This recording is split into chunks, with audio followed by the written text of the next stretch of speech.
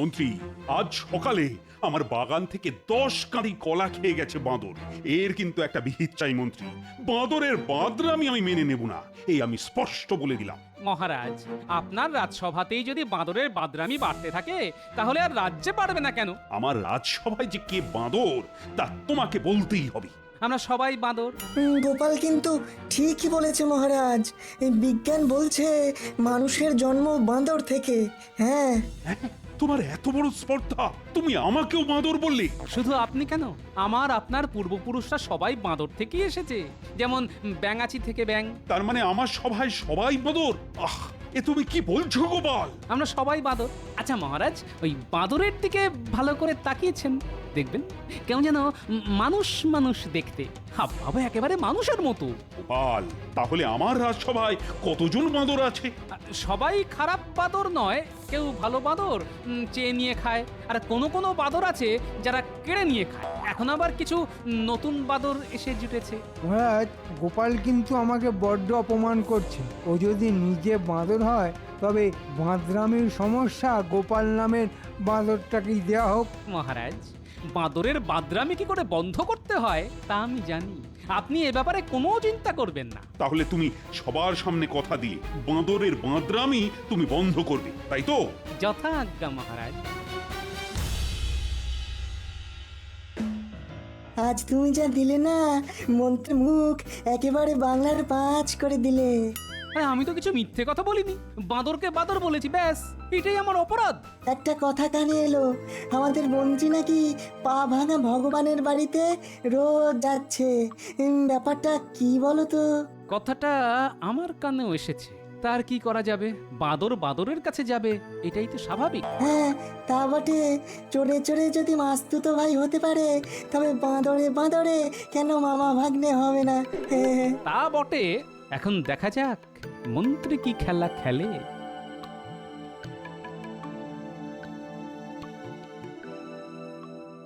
আয় আয়, তোরা যে আসবি আমি জানতাম। না এসে উপায় আছে? একটা কাজ আছে, তাই তোদের খোঁজ করছিলাম। কাজ ছাড়া কি আমাদের খোঁজ করে বলুন? বড় বড় কথা না বলে আগে কাজের কথাটা শোন। বলুন মন্ত্রী মশাই, আমরা তো শুনতেই এসেছি। হ্যাঁ, তোরা বাঁদর সাজতে পারবি? বাঁদরকে আপনি বাঁদর সাজাবেন? আরে গাধা সাজতে বলিনি, এটাই তোর ভাগ্য। তাহলে যার পায়ে হাঁটতে হতো। আচ্ছা, এত পশু থাকতে হঠাৎ গাধা কেন? মহারাজের বাগানে হঠাৎ করে বাঁদরদের খুব উৎপাত শুরু হয়েছে, আর এই বাঁদর তাড়ানোর দায়িত্ব দেওয়া হয়েছে গোপালকে। গোপাল আমায় বাঁদর বলে অপমান করেছে, ভাবতে পারিস? এর একটা বিহিত করতেই হবে। শোন, আমার মাথায় একটা বুদ্ধি এসেছে। তোরা বাঁদর সেজে নগরের মানুষকে একেবারে নাজেহাল করে দে, দেখি গোপাল কি করে বাঁদর তাড়ায়। প্রথমেই হামলা হবে গোপালের বাড়িতে। আজ রাজসভায় মন্ত্রীকে ঘুরিয়ে বাঁদর বলেছি, এর শোধ ও নেবেই। তাই রাতে সকলেই আমরা জেগে থাকবো। আমার জামাই যখন এসেছে, তখন জামাই তোমাকে আমার সাথেই থাকতে হবে। নিশ্চয়ই শ্বশুর মশাই, আমি আপনার পাশেই আছি। বাঁদরকে বাঁদর বলাই উচিত, কিন্তু আমাদের উপর কিরকম প্রতিশোধ নেবে সেটাই তো বুঝতে পারছি না। প্রতিশোধ নেবার একটাই পথ, নগরে বাঁদরের উৎপাত বাড়িয়ে দেওয়া। আর তার প্রথম পদক্ষেপ হবে আমাদের বাড়ি। বাঁদর বাদরামও করবে। তাহলে তো রাত জাগতেই হবে। এই গুলটে পুটি, তোরা আবার ঘুমিয়ে পড়িস না যেন। হ্যাঁ, না না, ওরা ওস্তাদ, ওরা আমার বাহিনীর প্রধান সেনাদল, নইলে কি আর এত সমস্যার সমাধান করতে পারতাম? তাহলে তাড়াতাড়ি খেয়ে দে, আমরা ঘুমানোর মান করে জেগে থাকি, কেমন? হ্যাঁ, তাই করো। আমার মন বলছে আজ কিছু একটা হবে। কি হতে পারে? চুরি, ডাকাতি? না, তা এবার হবে না। এবার অভিনব কিছু একটা হবে। এই যেমন বাঁদর আসতে পারে। বাঁদর রাতের বেলায়? কখনো তো শুনিনি। না না, এটাই হবে তার কোনো মানে নেই, কিন্তু যেহেতু বাঁদর তাড়াবার ভার মহারাজ আমাকে দিয়েছেন, তাই আমি ধারণা করছি রাতে বাঁদরই আসবে। এই বাঁদর ধরা সবার পক্ষে সম্ভব নয়। এটা ঠিক বলেছেন শ্বশুর মশাই, সবার পক্ষে সম্ভব নয়, কিন্তু আমার মনে হয় আপনার কথাই ঠিক। মন্ত্রী বাঁদর সাজিয়ে কাউকে না কাউকে এখানে পাঠাবে। ব্যাটাকে একবার হাতে নাতে ধরলে বৃন্দাবন দেখিয়ে দেবো। হ্যাঁ, বাহ চমৎকার, কে বলবে তোরা মানুষ? হ্যাঁ তা তো বলবেনই, বাদর সাজার চাইতে ভূত সাজা অনেক সম্মানের ছিল। না মরা পর্যন্ত ভূত হবে কি করে? তার থেকে বাঁদর হওয়াই ভালো। সে তো আপনি বলবেনই, আমরা চোর বলে যেন আমাদের কোনো জাত নেই না। আমি তো আর তোদের বাঁদর বলিনি, যে বলেছে তার বাড়ি একেবারে তছনছ করে আয়। কে বলেছে? গোপাল? হ্যাঁ রে, মহারাজকে বুঝিয়েছে আমাদের বাপ ঠাকুর দ্বারা নাকি বাঁদর ছিল। কি সাহস, বুঝেছিস? বেটার এত সাহস, আপনার বাপকে বাঁদর বলেছে? আরে আমার বাপকে শুধু নয়, তোর বাপকেও তাই বলেছে। আমার বাপকেও বাঁদর বলেছে? আচ্ছা, আমার নাম কি মহারাজের সামনে বলেছে? একেবারে মহারাজের সামনে। যা অপমান করলো তোকে, বাপরে! আমি হলে তো গোপালকে মেরেই বসতাম। শুনলি ঘটা, গোপাল একদম মহারাজের সামনে আমাদের নাম বলেছে। ও কি যে আনন্দ হচ্ছে, মহারাজ আমাদের নাম জানতে পেরেছেন। ও মন্ত্রী মশাই, মহারাজ যখন আমাদের চেনেই, তখন একটা চাকরি যদি জোগাড় করে দেন তো আর চুরি করে খেতে হবে না। হ্যাঁ, তা আমি দিতেই পারি, কিন্তু মহারাজের চিড়িয়াখানায় বাঁদর সেজে থাকতে হবে। পারবেই?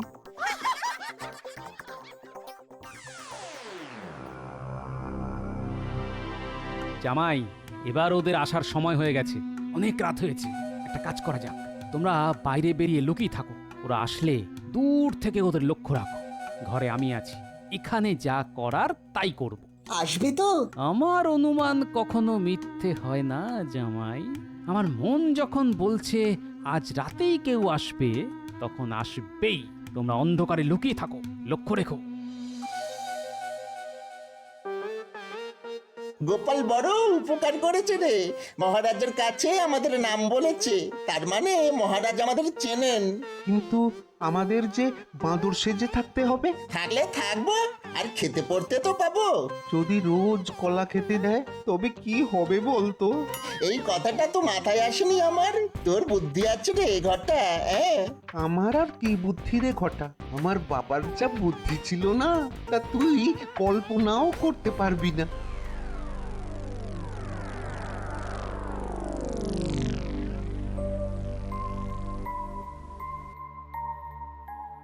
শুনলি গুলটে, বাঁদরকে কখনো বাংলা কথা বলতে শুনেছিস?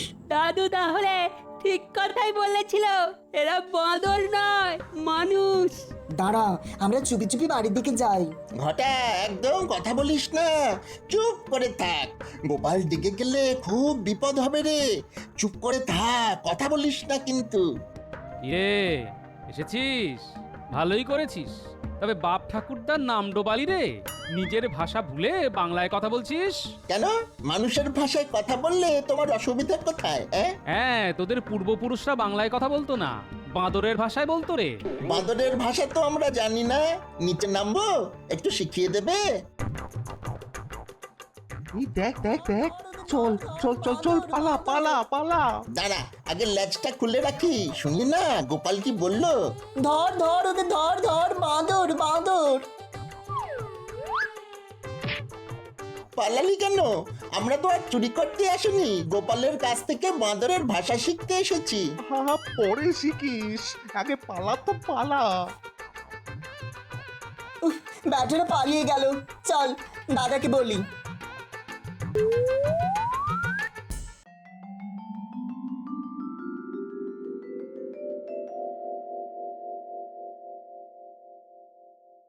কি গোপাল, বাঁদরের কোনো খবর আছে? আগে অনেক কথা হয়েছে মহারাজ, একেবারে মানুষের ভাষায়। সে কি, বাঁদর কথা বলছে বাংলা ভাষায়? কেন?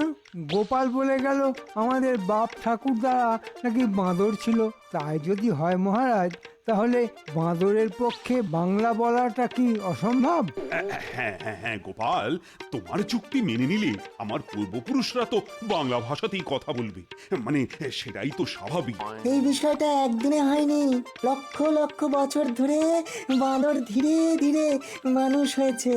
হ্যাঁ, আসলে বিজ্ঞানী মহারাজ, লক্ষ বছর আগে কি বিজ্ঞানী জন্মেছিল যে সেই সময়কার কথা মনে আছে? তুমি জন্মেছিলে যে এই সত্যটাকে অস্বীকার করছো? তুমি কি নিজে দেখেছো সেই সময় মানুষ ঘুরে বেড়াচ্ছে? মহারাজ, এই বাঁদরগুলি তাদের লেজ খুলে রেখে গেছে, দেখবেন। এই দেখুন। আরে এ তো আমাদের খড় আর কাপড় দিয়ে তৈরি হয়েছে। মন্ত্রী, তার মানে এরা ঠিক বাঁদর নয়। বাঁদর সেজে যদি এরা নগরে বাঁদরামি করে তবে তার শাস্তি কিন্তু খুব খুব কঠিন হবে। আরো একটা কথা আছে, আজ পর্যন্ত কোনো বাদরকে দেখেছেন রাতে কারো বাড়িতে হামলা করেছে? রাতে কি ওরা চোখে এত ভালো দেখে মহারাজ? আলবাত দেখে, আমার বাড়িতে একটা বাঁদর এসে মাংস ভাত খেয়ে গেছে। এবার শুনবো বাঘ এসে মন্ত্রীর বাড়িতে সরভাজা খেয়ে গেছে। হায় রে, জগতের কি হাল হলো, হ্যাঁ? না না না, আমি আর তর্ক করতে চাই না। আমি হাতে নাতে ফল চাই। বাঁদরের দলকে ধরতেই হবে। গোপাল, তোমার উপরই আমি এই দায়িত্ব দিয়েছি, সেটা কিন্তু ভুলে যেও না।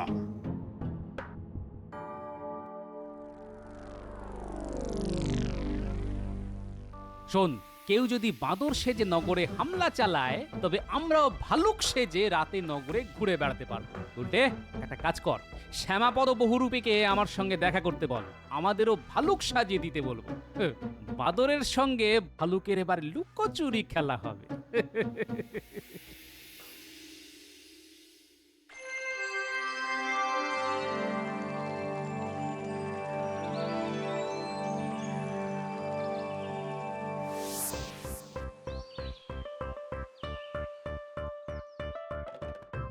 আরে এসো এসো শ্যামাপদ, তোমার হাতের ছোঁয়ায় আমাদের কয়েকজনকে ভালুক সাজিয়ে দিতে হবে। তা তোমার ভাল্লুক সাজার শখ হলো কেন এই বয়সে? গিন্নি তো মিষ্টি খাওয়ানো বন্ধ করে দিয়েছে, তাই ভাবলাম ভাল্লুক সাজলে জমিয়ে মিষ্টি খেতে পারবো।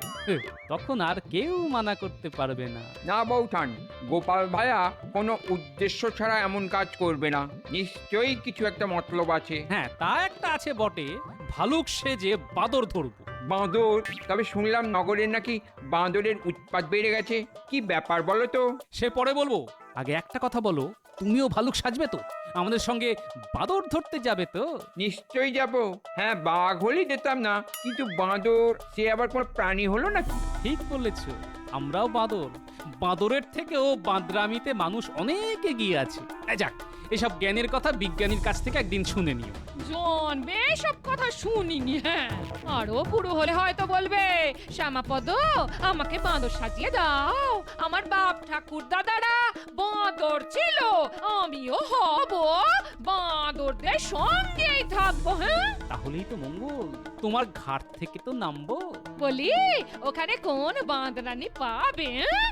আমাকেই করতে হবে।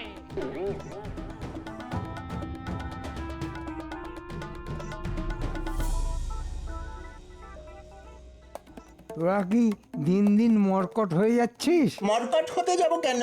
আমরা তো বাঁদর। আরে বাঁদরই যদি হবি তবে লেজটা ফেলে আসলি কেন? বা গোপাল যে বললো লেজটা রেখে যা, তাই তো রেখে এলাম। সর্বনাশ, তোরা আবার গোপালের সঙ্গে কথা বলেছিস? বারে, বাঁদর বলে কি কথা বলা বারণ নাকি? গোপাল তোদের গলা চিনতে পারেনি তো? আমাদের নিজের বলে কোনো গলা নেই। চোর, তার উপরে বাঁদর, আমাদের কোনো একটা গলা থাকতে নেই, অনেক গলা নিয়ে চলতে হয়। থাক, আর ভূতের গলা করে কথা বলার দরকার নেই। আচ্ছা মন্ত্রী মশাই, ভূত কি বাঁদর ছিল? আমি জানি না, গোপালকে গিয়ে জিজ্ঞেস কর। সেটাই তো বলতে চেয়েছিলাম, কিন্তু এমন টানা খেলাম যে পালিয়ে আসতে বাধ্য হলাম। আর জিজ্ঞেস করে কাজ নেই, আজ কিন্তু বিজ্ঞানীর বাড়ি, কোনো কথা বলবি না, চুপ করে থাকবি।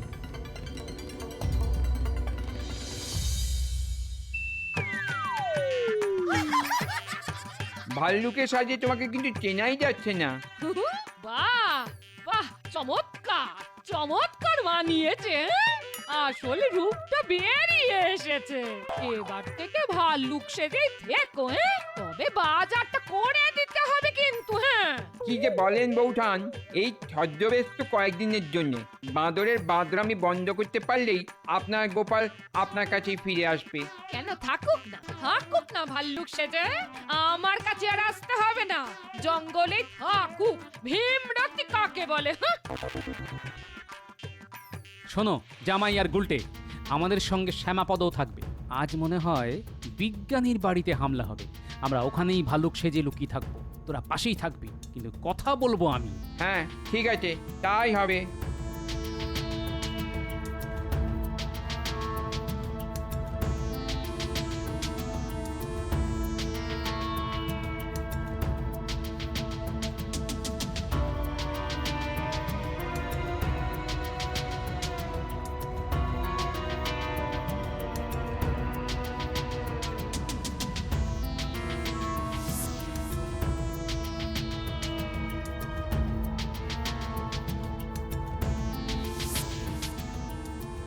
আমরা এখন বিজ্ঞানীর বাড়ির পাশে লুকিয়ে থাকবো। বাঁদর দেখলেই তাদের সঙ্গে ভাব জমাবো, ওদের কাছে আসতে দিতে হবে। তারপর যা করার আমি করব। তোরা শুধু ওদের তাড়া করবি না। ঠিক আছে। একদম কথা বলবি না, আমরা বাঁদর। যদি তাড়া খাই? ফ্যাচ ফ্যাচ করে মুখ ভেঙে যাবি, তাতে সবাই বুঝবে আমরা আসল বাঁদর। এই রে ঘটা, আমার লেজটা তুই আনিসনি? কি করে আনবো? মন্ত্রী তো তোকে নতুন একটা বানিয়ে নিতে বলেছিলাম না, আর তুই কিপটেমি করে বানালি না। এবার এবার কি হবে? হ্যাঁ, আমি সামনে মুখ দেখাবো আর তুই পেছন দেখাবি, যাতে ওরা তোর লেজ দেখতে পায়।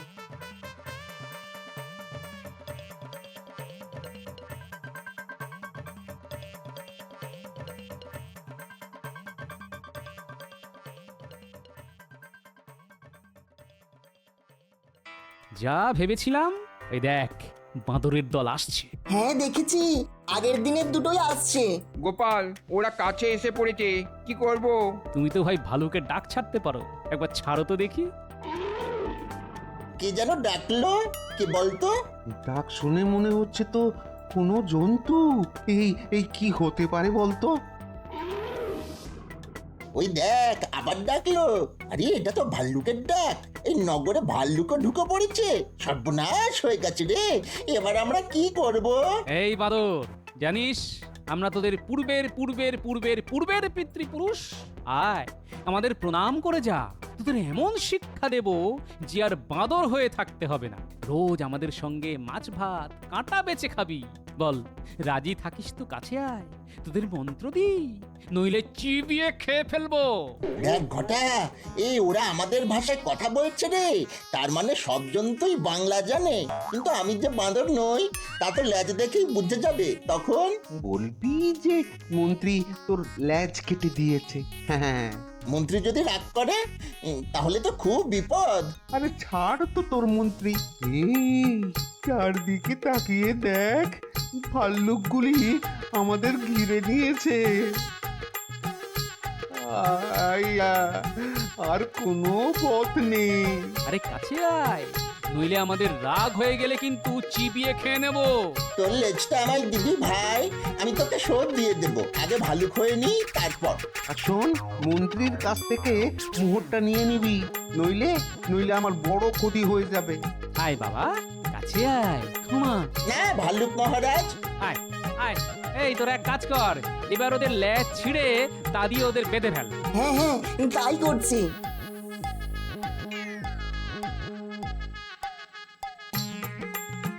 আমাদের লেজ দিয়ে আমাদেরই বাঁধা হচ্ছে, আমাদের অপরাধ কি? না না, তোদের কোনো অপরাধ নেই। বাঁদরের পোশাক না ছাড়ানো পর্যন্ত তোদের তো ভালো খাওয়া হবে না। শুনলাম মন্ত্রীও নাকি বাঁদর হয়ে গেছে। মন্ত্রী বাঁদর হয়ে গেছে?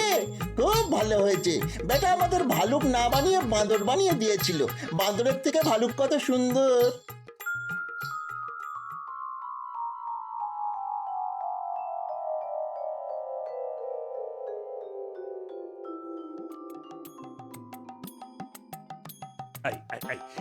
এটা কি মস্করা হচ্ছে? আমার রাজসভায় বাঁদর ভাল্লু কি কি করে ঢুকলো? প্রহরী, প্রহরী, এদের ধরে চিড়িয়াখানায় নিয়ে যাও। আমাদের চিনতে পারছেন না মহারাজ? গোপাল, আরে আরে তুমি ভাল্লুক সেজে এসেছো কেন? আর সঙ্গে দুটো বাঁদরই বা কারা? মহারাজ, ভালুক কি আর শখ করে সেজেছি?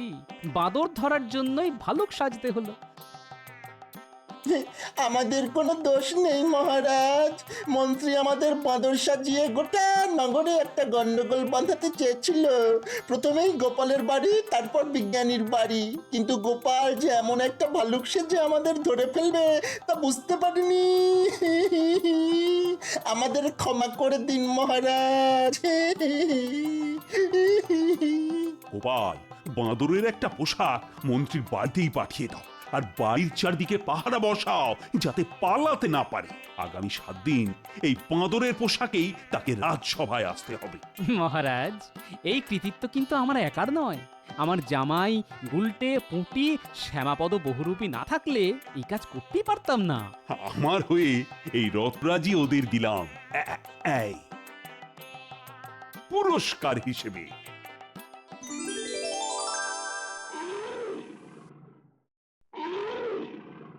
আরে আরে সত্যি ভাল্লুকের ঢোক হ্যাঁ? বাপরে ওরে বুটি নাপলা গুলটে কোথায় গেলি রে এই জামাই বা কোথায় হ্যাঁ? নিশ্চয় কেউ ফেরেনি হ্যাঁ? এবার আমি কোথায় যাই হ্যাঁ? ওরে বাবারে, ভালুক হয়েও গিন্নির কথা ভুলিনি। জামাই আদরের জন্যে রুই কাতলা আর ইলিশ মাছ নিয়ে এসেছি। জামাই আজ যা খেল দেখালো, এরপরে এই বাড়িতেই ও পাকাপাকি ভাবে থাকবে। আর শ্যামাপদ, তুমি না থাকলে তো বাঁদরই ধরা যেত না। পরপর 7 দিন তুমিও এই বাড়ির অতিথি। দেখি মহারাজকে বলে তোমার জন্য রাজসভা থেকে একটা মাসোহারার বন্দোবস্ত করতে পারি কিনা। বলি বাঁদরের উৎপাত বন্ধ হলো ঠিকই, কিন্তু বাড়ির ভাল্লুকেরটা তো বাড়লো আমার হয়েছে মরণ। আচ্ছা গিন্নি, ভালুক না হয়ে আমি যদি উল্লুক হতাম, তাহলে তোমার বাজারটা কে করতো শুনিয়া?